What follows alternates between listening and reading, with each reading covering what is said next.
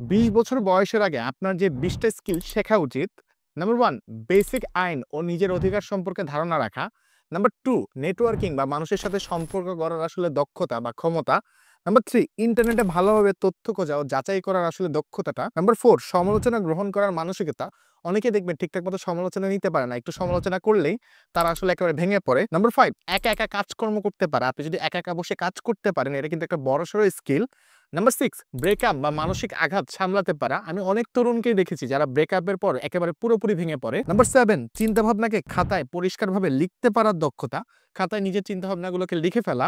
Number 8 problem solving skill বা সমস্যা সমাধানের দক্ষতা। নাম্বার 9 ট্রেন্ড বোঝা বা ভবিষ্যৎ কেমন হবে সেটা ধারণা করতে পারা। এটা কিন্তু খুব গুরুত্বপূর্ণ একটা স্কিল। নাম্বার 10 সময়ের কাজ সময়ে ঠিকঠাক মতো করতে পারা, যেটা নিয়ে আমিও আসলে প্রতিনিয়ত স্ট্রাগল করে থাকি। নাম্বার 11 কর্মদক্ষতা বাড়ানোর জন্য রুটিন বা হ্যাবিট তৈরি করা, নতুন অভ্যাস বিল্ড করতে পারা। নাম্বার 12 রেজিলিয়েন্স বা ধাক্কা খেয়ে উঠে দাঁড়ানোর শক্তি। সো এই রেজিলিয়েন্স কিন্তু লাইফে প্রত্যেকটা ক্ষেত্রে খুবই গুরুত্বপূর্ণ। Number 13 learning how to learn, কিভাবে শিখতে হবে সেটা আসলে শেখা। আমরা অনেকে আসলে কিভাবে শিখতে হয় সেটাই ঠিকঠাক মতো শিখতে পারিনি, সেটাই আমরা জানি না। নাম্বার 14 ব্যক্তিত্ব বুঝে চলা, সেলফ অ্যাওয়ারনেস। নাম্বার 15 বিপরীত মতের মানুষদের মতামত আসলে মনোযোগ দিয়ে শোনা, যেটা বাংলাদেশের পলিটিক্যাল সিনে বা বাংলাদেশের বেশিরভাগ মানুষের খুবই জরুরি। এমনকি আমার ক্ষেত্রেও আমরা যারা বিপরীত মতামতের মানুষজন আছে তাদের কথা কিন্তু ঠিকঠাক মতো শুনতে পারি না। নাম্বার 16 ডিজিটাল রেজুমি তৈরি করা বা নিজের পরিচয়টা আসলে তুলে ধরার কৌশল। নাম্বার 17 ইংরেজিতে ভালো কথা বলতে পারা ও বুঝতে পারা বা ইংরেজিটা ভালো করে বোঝা।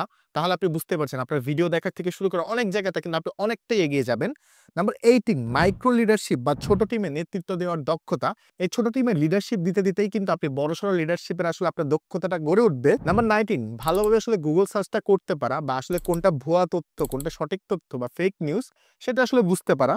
নাম্বার 20 নিজেকে প্রতিদিন একটু করে আপগ্রেড করা। তো আপনি বর্তমান সময়ে যদি আপনাকে টিকে থাকতে হয়, আপনাকে কিন্তু প্রতিনিয়ত নিজে আপডেট করতে হবে বা আপগ্রেড করতে হবে। তো সেটা করতে পারা। সত্য নদেলা বলেছিলেন, "skill is the real currency of 21st century." 21 শতকে আপনাকে এগিয়ে থাকতে হলে স্কিল কিন্তু ডেভেলপ করতেই হবে। তাই আজকে থেকে আপনার যে স্কিলগুলো নেই সেগুলো ডেভেলপ করা শুরু করুন। শুধুমাত্র 20 বছর বয়সী না, যেকোনো বছর বয়সী মানুষ কিন্তু এই স্কিলগুলো ডেভেলপ করতে পারেন। আর হ্যাঁ, ভিডিওটা যদি আপনার কাজে লেগে থাকে আপনি কিন্তু চাইলে একটা কমেন্ট করতে পারেন। আর যদি ভিডিওটা শেয়ার করেন তাহলে তো আর কথাই নেই।